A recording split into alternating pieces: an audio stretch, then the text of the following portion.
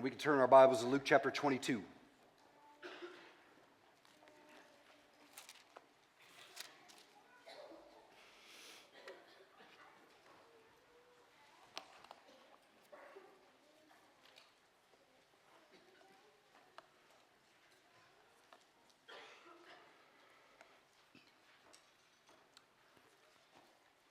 So we're picking up where we left off last week, and since that was an entire week ago, just a quick reminder that in Holy Week, we have Thursday has given way to Friday, which is actually evening time of Thursday as we would imagine it, but it's the waking hours of Friday, and Jesus has sat down to celebrate the Passover meal with his disciples, but this was not going to be a typical Passover meal. Remember, as we were talking last week, that Jesus is sharing his excitement to celebrate this time with them before he suffers, and that he will not partake of this again before the kingdom of God comes in full force. So something is happening here. Jesus is anticipating for them a huge change. And the biggest change is that not only will Jesus wait until the kingdom of God comes in full force, but that none of them will partake in the Passover the same way again. Because what Jesus is about to do is he's about to begin a new covenant in his blood, and that's what he's sharing for them. He is their Passover lamb. So they will no longer have to remember God delivering the Israelites out of Egypt. They are going to remember that Jesus Christ himself has delivered all men from sin on that cross. That is the new Passover, and he is the Lamb. And in all of this, since only God can do those things, only God can create a new Passover and a new covenant, they are meant to see the greatness of Jesus in that moment. He is revealing himself. Only God can do this, and here I am before you, the one that's going to do this. So in this moment that is meant to see the greatness of Jesus, guess what happens? The disciples actually begin an argument about who is the greatest among them. Right? So Judas has betrayed Jesus. We believe he's left the room by now. And instead of seeing, oh, wow, this is you, Jesus, this is about you, they're making it about them. How is that possible? Jesus sitting at that table right there with them, telling them who he is, what he's going to do he's speaking very clearly and plainly, and yet they just don't seem to get it. They're still thinking about themselves and not him when he's sitting right there in the room sharing his greatness with them.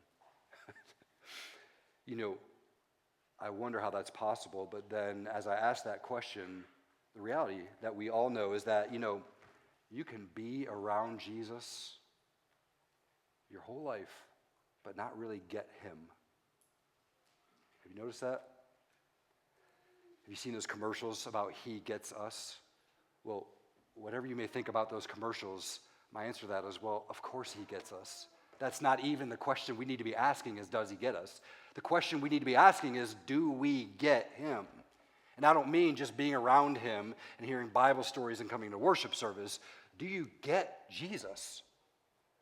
Do you understand what he says about himself and about you? And then do you let him shape your mind and transform your lives around that truth? Because, listen, there's no being a disciple of Jesus if you're not getting him.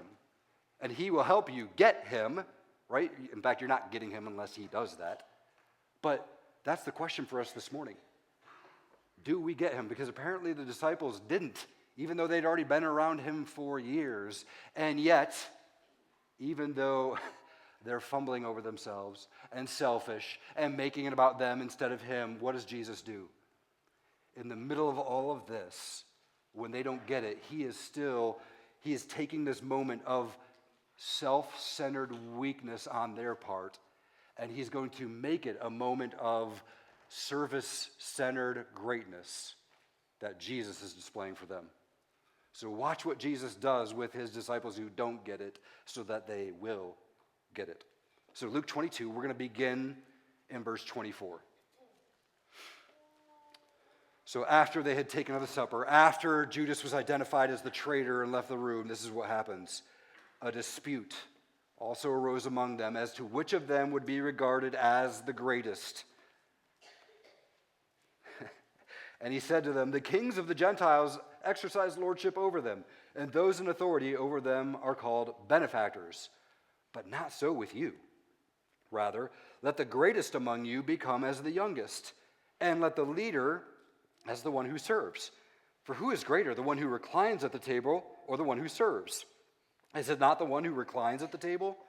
But I am among you as the one who serves. You are those who have stayed with me in my trials, and I assign to you, as my Father assigned to me, a kingdom, that you may eat and drink at my table in my kingdom and sit on thrones judging the 12 tribes of Israel." So let's stop there for a minute, and let's just look at how Jesus lives out greatness, and lets the disciples see how he lives out real, true greatness. So again, this dispute arises among them as to who among them is the greatest. Now, I could see how this would happen because, of course, in this meal, remember that Jesus has just identified a traitor among them. Somebody is going to betray me. One of the 12 that have been closest to Jesus is going to betray him. You can imagine how unnerving, unsettling that must have been, because they didn't even know who it was. And suddenly Judas is identified, and so now you can kind of probably feel the room a little bit as far as, whoa, what's going on here? That guy's betraying, Judas is betraying Jesus? And you can begin to probably see the wheels turn about, well, wait a minute. Well, I would never do that. Would you ever do that? And you can see how they started to kind of make this whole thing about themselves, right? Now, I don't know why they're having this argument. I would love to ask that question. Why are you guys arguing about who's the greatest with Jesus in the room? I'd love to ask that question. The truth is we don't know, but let's go ahead and ask the question. Because in asking the question, even though we don't know their motives, it might reveal something to us. How could we make our lives about ourselves and not Jesus? How could we turn to self rather than him? Well, one possibility is that this argument was all about self-promotion, right? There's something in us that wants to be really great, and not just great at something or everything, but to be acknowledged for that greatness. If you're watching the Olympics, you're watching a bunch of people compete against the best people in the world to be the greatest, and then they're acknowledged with this medal that's hanging around their neck. Right? Now listen, there's nothing wrong with ambition when it's godly ambition. To be great at something is not the issue. The issue is when I need to be the best and I need people to recognize me as the best. Right? That's self-promotion. I need that to happen. And I wonder if that's what the disciples are doing now. I need people to think that I'm better than that guy who just betrayed Jesus. Because I don't want to be like him. I want to be better than him, right? Self-promotion. Maybe it's trying to affirm self-perception. Self-perception. Many of you, well, let me say it this way. In this room, there are those who may think really highly of themselves, or there may be plenty of people who think poorly of themselves. But here's the key. However you think of yourself, what do you want other people to think about you? It's always something good, right? It's always something better. I want people to think better of me, maybe than I think of myself, or maybe than I really am. But we're fighting that self-perception and the desire to have people look at me a certain way. And if I have to try to manipulate or control the situation to get them to see me a certain way, you see what's happening, right? You're making it about self and the perception that you want other people to have of you. Maybe that's the issue that's causing this debate among them. Or maybe it's just simple self-preservation. You've seen self-preservation with your own kids, right? Okay, who left the refrigerator door open? Who left the food on the counter? Wasn't me. Wasn't me. When something goes wrong, I don't want to take the blame, but I'm happy to point the finger and make sure you find out who really did the thing wrong. And listen, that's not just kids, is it? If we're honest with ourselves, that's totally us. I don't want to really take the full blame. I'll take a little bit of blame. But hey, did you notice that they contributed too? Like, that instinct of self-preservation is to make sure that it's not on me. I want to make sure the blame is spread around or that it's on somebody else. That is just a natural sinful inclination, isn't it? And the reason I'm speculating about all these things is simply for us to examine our own hearts as people who may be prone to go to self and promote self. We need to examine, why are we doing that? Why would that happen? There's something going on in my heart that I need to identify if I'm being caught up in self. But as different as those words are, you see the common thread, don't you? Self wants to rule. And here's what Jesus does. I love this because in his response to them arguing about which of them is the greatest, Jesus has a rebuke, a correction. But I love the nature of this because as foolish, as selfish and childish and sinful as this is, Jesus doesn't deliver a hammer blow as much as he is making disciples of them. His correction is, you guys need to learn me. You need to start looking at how I see things, how I do things, rather than how you would figure them out. And so Jesus is going to take them to his perspective, not just slam them for their faulty perspective. So what does Jesus do? He says to them, he gives them some obvious examples of problematic authority and self-exaltation, right? The Gentiles, they exercise lordship over other people. People are always looking to be on top and in authority and tell people what to do. That's normal, right? In families, in business, in the church, wherever it is, that's a sinful tendency, isn't it? And those in authority over them are called benefactors. So I want to be the one that's the provider. I want to be the one that's exalted. That is just a sinful human tendency of us all, right? So there's that obviously wrong approach to self. But then Jesus goes into something that would have been a little more culturally acceptable and it would have made common sense to them. The next example he gives is, not so with you. Rather, let the greatest among you become as the youngest and the leader as the one who serves. Now, wait a minute. In that culture, the oldest was prominent, not the younger, right? You respect the elders. They are the ones who are in authority. And then when you have a master-servant relationship, of course the master is telling the servant what to do. It never happens the other way around. That wouldn't make sense if the servant was giving instruction to the master. And so Jesus is pointing out that, there's some common sense to hierarchy in this world, but not in my kingdom, not in my world.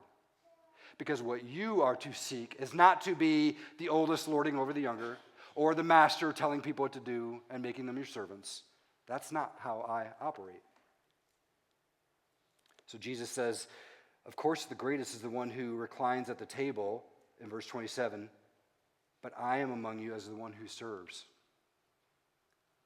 I am among you as the one who serves. God in the flesh, Messiah, the one who's making the new covenant of God to rescue you from sin and bring you into a relationship with him. Guess what I am?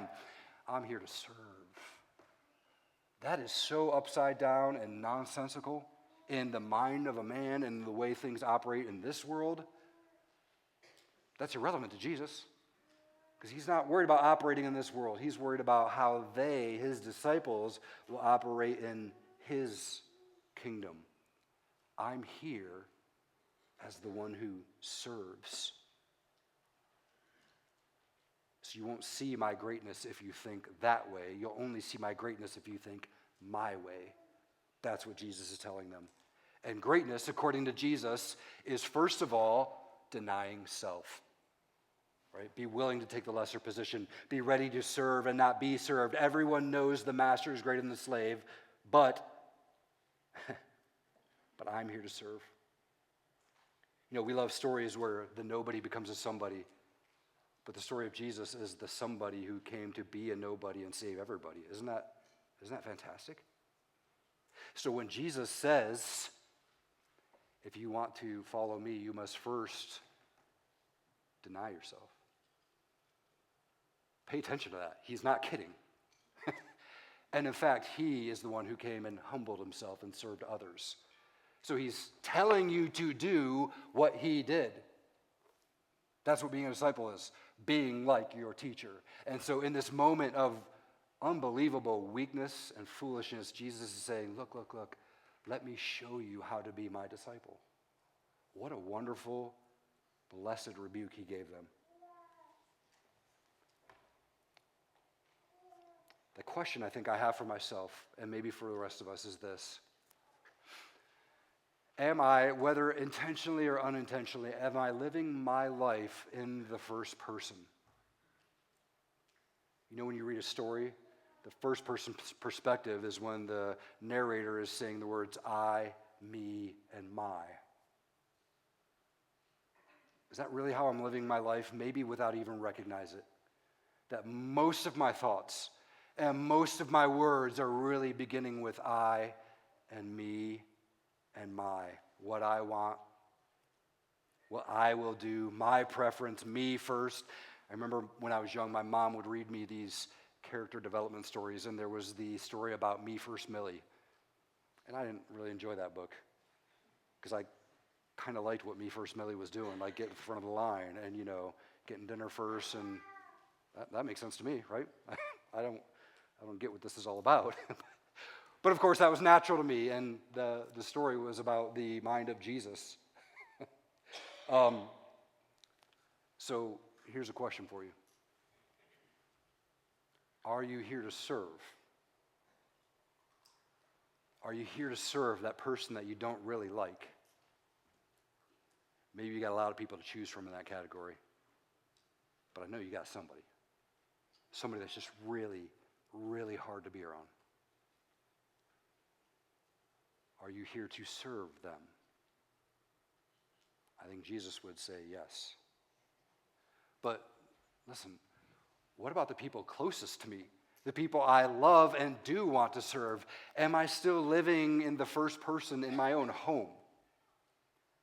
Do I wake up every day and am I just pursuing what I want and just so happen to get around to serving and doing things for my family when I have the time for it or when I think about it? I've noticed that about my life, that I'm going to work and I'm focused on what I'm doing here in that office right over there. And then driving home, I'm thinking about what I've got to do that evening and whether I want to relax or what we're going to eat for dinner or what project I might have to do. And that's been a real source of conviction for me. Why am I not thinking first of what does my wife need and what do my kids need and how can I serve them today? Why is that not the first thought that comes to mind? I'm honest with you, it's not normally. I'll get around to that, but normally it's me first. And to be a disciple of Jesus, I think I'm going to have to give in to him changing my mindset on that. What about this? Because we've all got this. And, we use it to touch base with other people and keep track of them, right? Well, yeah, that's true. And I don't mean to harp on social media because I don't think it's necessarily evil. There are bad things in there, but it's fine. But here's the thing. Even in social media, when we begin the doom scrolling, and I do this and maybe you do too, but what is doom scrolling? Well, it's when you're just flipping through your phone, watching videos or looking at memes or whatever. And what I'm doing there may be entertainment, but what I'm doing there is I'm just serving me. And recognize that your phone is meant to make your life about you, actually, isn't it? Because the minute you get on there, what are the algorithms doing? They're coming up with the stuff you like, and it's feeding you the stuff you like. So you'll keep looking at the stuff you like and be absorbed in your own world. You get what I'm saying, don't you? So there's nothing necessarily evil about this, but, don't let that get you focused on you, because that's not what your life is about. Don't let the people and the things around you serve you. As a disciple of Jesus, we're here to serve as he came to serve. So Jesus lives greatness by what? By serving others. The master serves the servants. That's amazing. But here's the next part of this, because the next part of the passage, he goes directly from telling them, I've come to serve, to telling them what he's going to do for them. Jesus isn't just going to live greatness in front of them by serving them. He's actually going to give them his greatness. And listen, Tabor, there's no other way to get greatness than to get it from Jesus. And here's the beauty of it. He's looking to give you his greatness.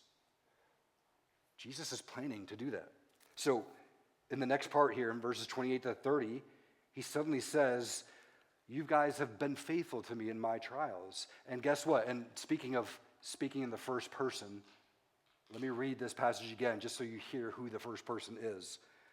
I assign to you, as my Father assigned to me, a kingdom, that you may eat and drink at my table in my kingdom and sit on thrones judging the 12 tribes of Israel. So Jesus is actually the first person, not me. And he's saying, guess what, guys? Here you are arguing about you, and I'm here to tell you that I am great, and you get to share in my greatness by being with me, by serving like me, by being my disciple.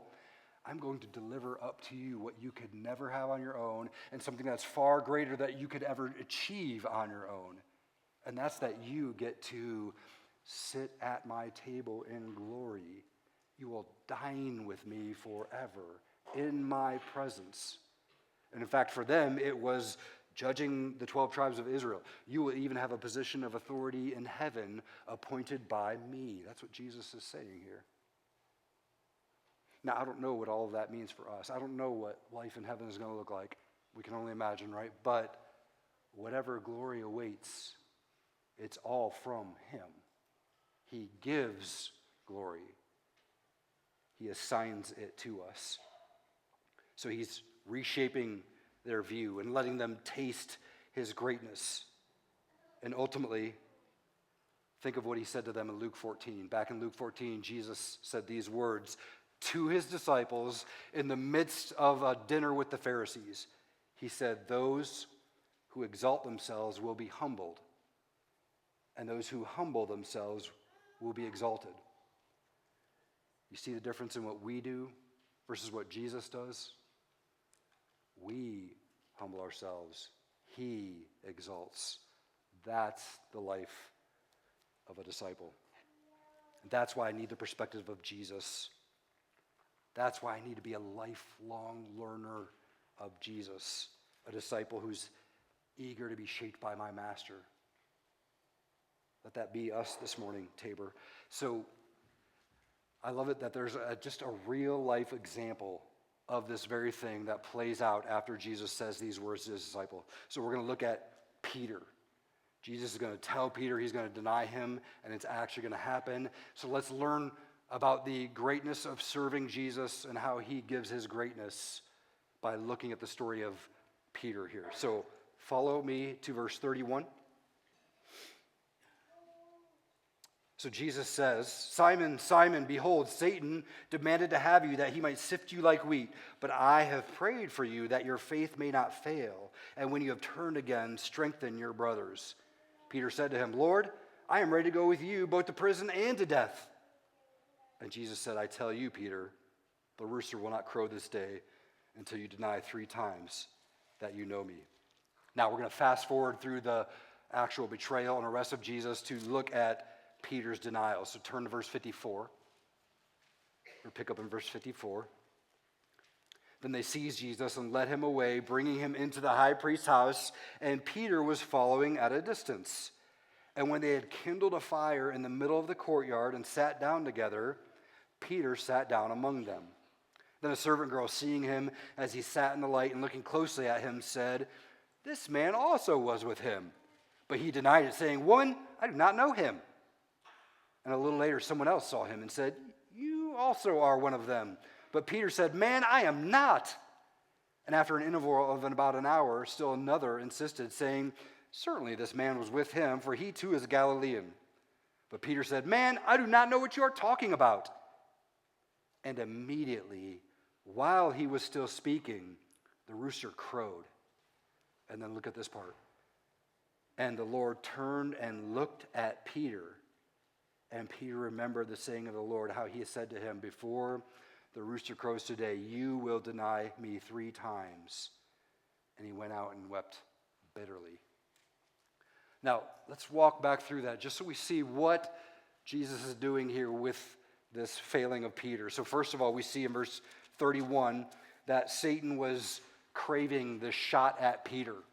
It says he wanted to sift him like wheat. Basically, a violent shaking that would sift the wheat from the chaff and to make a wreck of Peter's life. Satan wanted that, and he wanted it bad. And what Jesus says to Peter is not, but Peter, don't worry, I won't let that happen to you. Nope, that's not what Jesus said, is it? Jesus says, Peter, this is what Satan wants to do to you, and I'm going to pray that your faith does not fail. So basically, yeah, you're going to go through this, Peter, but you can trust the Lord, and you can lean on his sustaining and keeping work in your life, Peter. Lean on that. So look at the words of verse 32 at the end there. And when you have turned again, strengthen your brothers. So basically, Jesus is saying, Peter, you're going to fail, but that's not going to be the end of the story. You're going to fall, and I'm going to lift you up.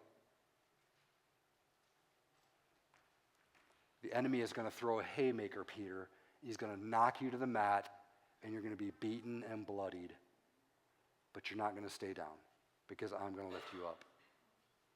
And I'm guessing there are some of you in this room that either you have or still do now feel that way.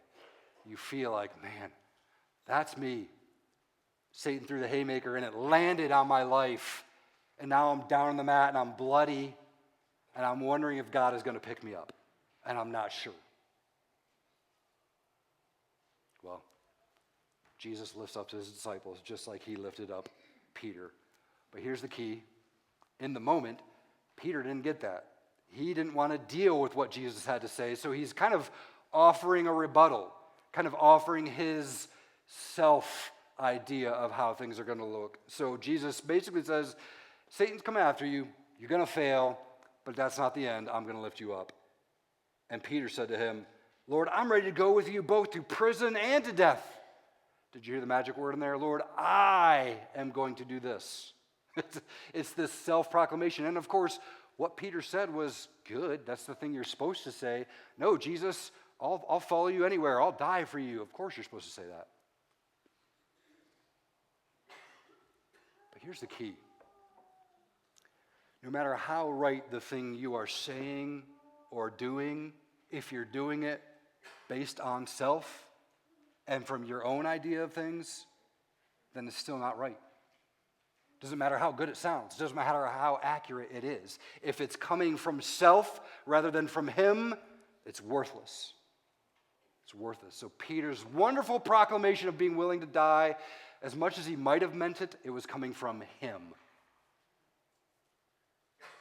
That's not what Jesus is looking for. So, as we go to the actual denying of Jesus after his arrest, it's pretty interesting how this builds, because Peter is actually the only disciple, it seems, that's following or close by to Jesus. Because you remember, at his arrest, they're scattered. They're running. And apparently Peter actually follows Jesus, and he's in this courtyard. And you can see the story happen, right? Don't you know Jesus? No, I don't. And each time you can kind of feel the tension building, and you can probably hear his voice rising as he passionately tells them, I don't even know who you're talking about. I do not know that man. And as the rooster's crowing, as he's speaking the third denial, and it says in the passage, you remember that Jesus turned and looked at him. So this whole time that Peter is denying that he even knows Jesus, it's happening over a few hours of time. Jesus is right there in his sight, and he's saying, I don't know him. That's something else, isn't it? So much for self going to die for Jesus. He's denying that he even knows him. Right there. Jesus is right there within sight. And you remember what else it says? Jesus looked at him as the words of his denial are echoing in the walls around him and the roosters crowing. Jesus is looking at Peter. Put yourself there in that shoes. Imagine this gaze of Jesus, because that's what this word, Jesus looked at him. It's not just a glance, it's a gaze. Jesus fixed his eyes on Peter and he held them there. But what I love about that word is, as he's gazing at Peter, that word in the New Testament, it's never talking about an expression or a look of anger or disappointment. It's always a look of interest and loving concern. That's how that word is used. Can you imagine Jesus is watching it all happen there, Peter denying him, and he looks with this loving gaze on Peter. In fact, it's the same word that when Andrew brought Simon Peter to Jesus, and Jesus says, Simon, you are now Cephas, you're now Peter, come follow me. That same word shows up. Jesus looked at Simon and called him Peter, come follow me. The gaze of Jesus was on this man who denied that he even knew him. But his gaze was one of care. Care for a disciple who's on the mat, bleeding, fallen, sinful, occupied with self. His own disciple. But Jesus wants to restore, and in fact, he does. Let me just share with you real quickly the account from John 21. It's not in Luke, but after Jesus dies and he rises again, the disciples are up in Galilee and they go fishing because that's what's familiar to them. That's what they do. And while they're on the lake, Jesus is on the shore of Galilee and he has them cast their nets on the other side because they hadn't caught anything all night. Huge catch of fish, and suddenly they realize it's Jesus. And Peter jumps overboard and swims to Jesus. That's how much zeal Peter has, right?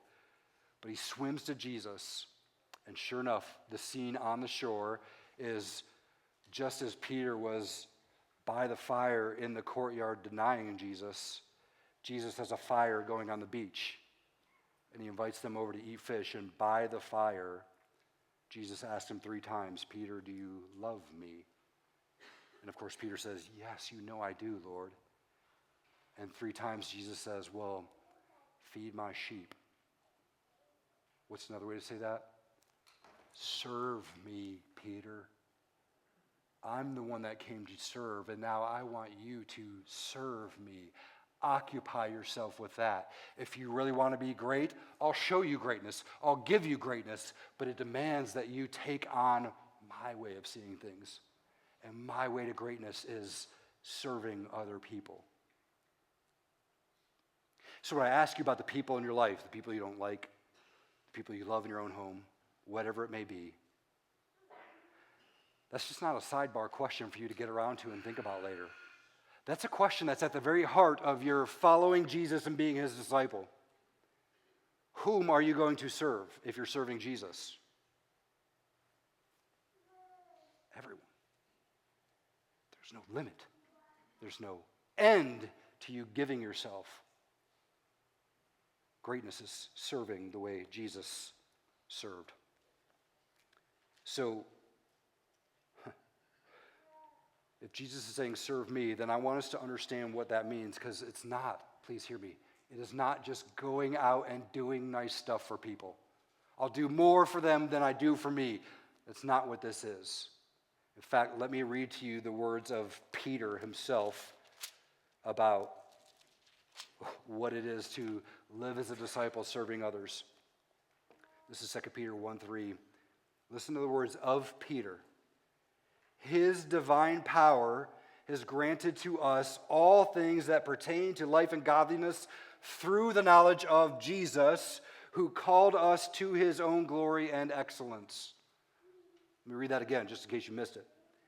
His divine power has granted to you all the things that pertain to life and godliness through the knowledge of Jesus Christ, who has called you to his own glory and excellence. His divine power. How am I going to serve and not be focused on self? That is just going to be a daily struggle. Yeah, it is. But his divine power is how that will happen. And how am I going to know Jesus? How am I going to get him when I seem to misunderstand him all the time? Well, it's going to happen through the knowledge of Jesus Christ. It's going to happen as you sit before his word and truly contemplate, what is he saying about himself? Who is Jesus? I want to get to the bottom of that every single day. And once I find out what he's like, then I'm going to listen to his voice about what that means for me.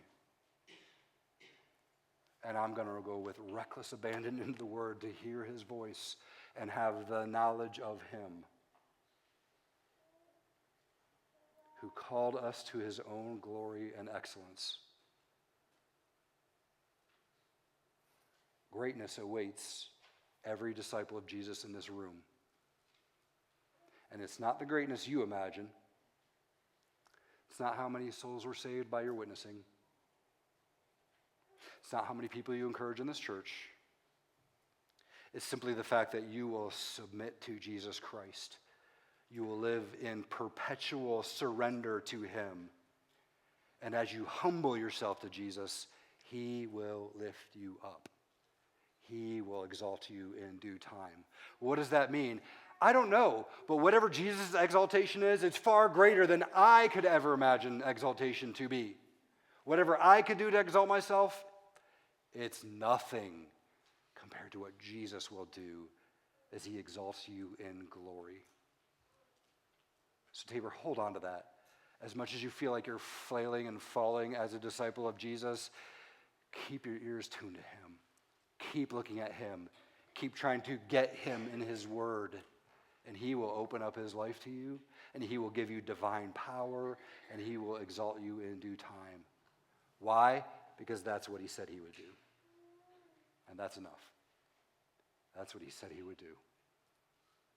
So let's go to the Lord in prayer and think about greatness. Whatever you're striving for, whatever your ambition is in this life, will you take hold of Jesus and his idea of greatness? Worship team's going to come and we're going to sing I Surrender All in a minute. But I want to think about that life of surrender to Jesus. Let's pray.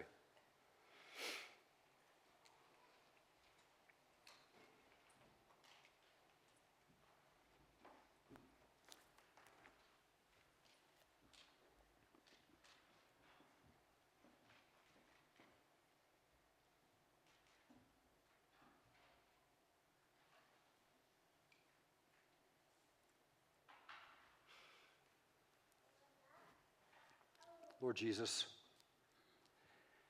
if there's any way that we are trying to take control of our lives, would you expose that in our hearts this morning?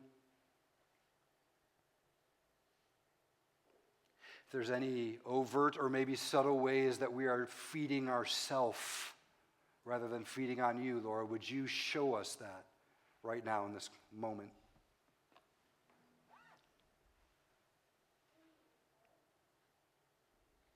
Jesus, you are great. You are exalted above all things. In fact, all things were made by you and for you. How silly and foolish of me to be distracted from that. And I pray that you would once again capture my attention. Teach me the way that you see things, Jesus. Help me to learn the life that you've come in to take over and rule inside of me.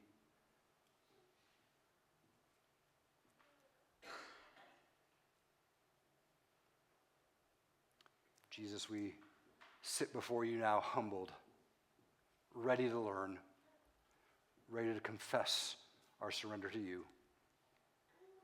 I pray these things in your name. Amen.